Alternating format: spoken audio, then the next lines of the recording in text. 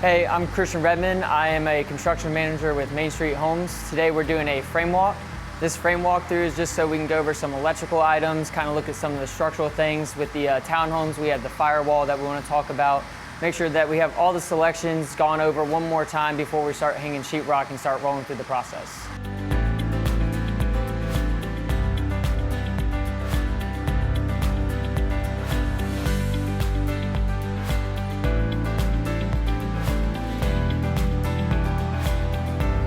Today has been super helpful for us. It's fun to finally see it start to come together, and we got to go around and just make sure that some small details like outlets and added in some light fixtures that we didn't think we needed originally in the original design process. So definitely recommend building with Main Street so you make sure that you're covering all your bases.